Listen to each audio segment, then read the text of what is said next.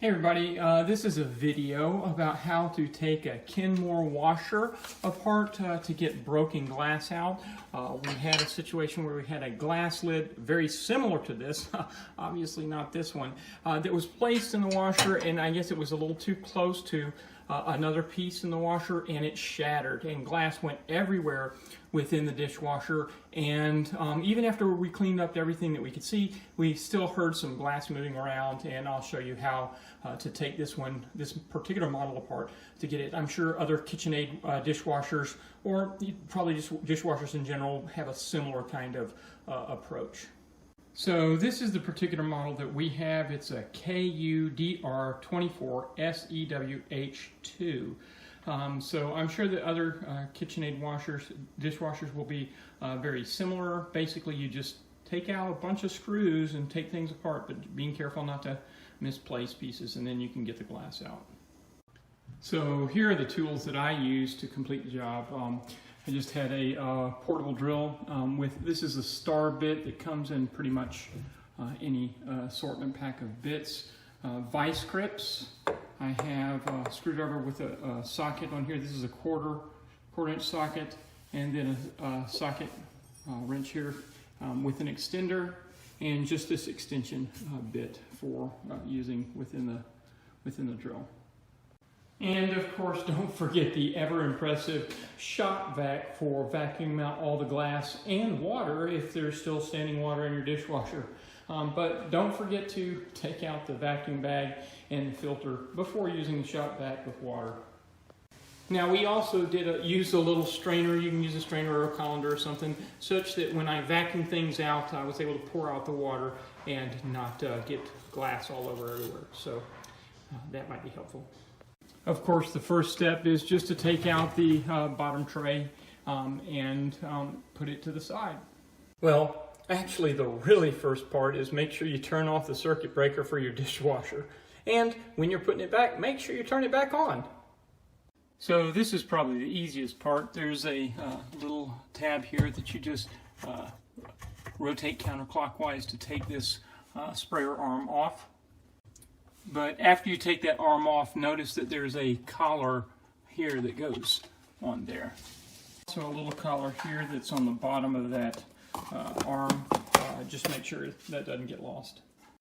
So you might want to take out the top rack. You don't need to, but it just makes it much easier to get to everything. You'll need to kind of get to that piece. And to take out that top rack, there's just these clips. They have springs in them that you can press on to take it off, and I'll show you a close-up of that clip. This is just an interesting thing of this top rack.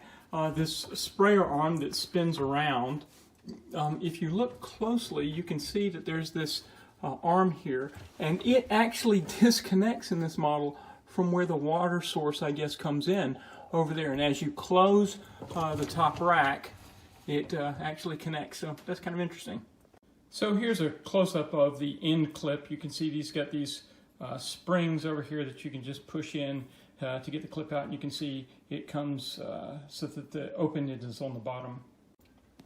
So here's the main part that there's a little filter kind of thing here that I thought the glass, if I could just take this off, I could possibly get to the glass and vacuum it out. But it turns out that you don't even want to take this off. The glass is not really in there, it's underneath here. So unfortunately, you are going to have to undo all of these screws. It's not that hard, but there are a lot of screws. There's these screws and there's more screws underneath, so you have to undo all of that, and then you can take this part out. In some models, this part here comes out of the clip, but you don't need to even take that off. As soon as you unscrew this, then this little hub here can swing over to the side, and this part can swing. There's a point here which it rotates about. So you'll have to take these screws out. It has a star-shaped bit. I'm not sure how easy it'll be to see this, but it's a star-shaped bit that comes in most bit assortment packs.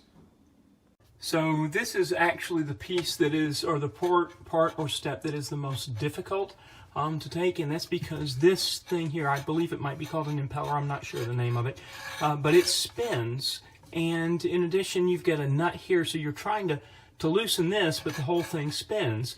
Now there's a nut shape collar here that you need to attach to, but it's larger than most crescent wrenches, so I had to use vice grips here, and I'll show you that. So I just attached the vice grips there and then used a 1/4 inch hex driver to loosen up that, and it does loosen the typical way, counterclockwise to loosen. So that was the first thing that was a little bit confusing to me, but that's all you need to do to loosen that up. The other part to mention is that there is a gasket that's on the end of the screw, and so that makes it a little bit difficult. So this is actually fairly tight, and I'll show you that gasket on the end of the screw in the next portion of the video. So here's what this piece looks like when it comes out, and you can see that it has a kind of a washer on the bottom of that screw, and it just goes right through that middle. And this has kind of a nut that you can use. So that's that nut piece that I attached to. So here is the little strainer part, and there's a little gasket there. When you take it apart, there may be water in here. So right here there's a collar, so if you start to vacuum it out, this collar may come out. So you don't actually have to vacuum out the water until you take out the screws. So there are 4 screws in this particular model that you can see, and you just take those out, and when those are out, then you can take this whole piece out. So as you take this piece off, I'll show you that, but look on the bottom of this, and there is a hole here, and that is going to align with this element here, with that ball is going to plug that up when it needs to stop draining and everything. So that's something you just want to pay attention to. And if you look real closely, these are not exactly symmetrical, so I think that it will only fit on one way. So here in the center, we need to watch for this assembly here. There's a ring that comes off, and it has a little notch, see if you can see, so that it's notched so it only fits on one way, so that's not a problem when you put it back.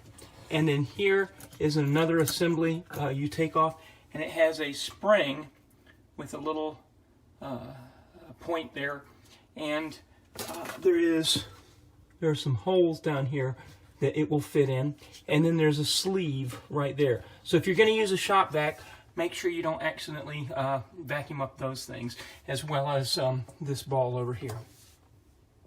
So here's what it looks like when I get down to where the glass actually is. You can see it right here, and I'm just going to use a shop vac to vacuum that out. But the thing you need to be careful of, I think, is this ball here that's in this area here, that I think that this deals with the water flow, so you don't want to vacuum that up. Alright, so now I have the dishwasher all put back together, and we're going to run it through a single rinse cycle. We're actually going to take these trays back out in order to run it through a rinse cycle to make sure everything's good. But I hope that was helpful to everybody, help you maybe get some glass out of your dishwasher. Have a good day.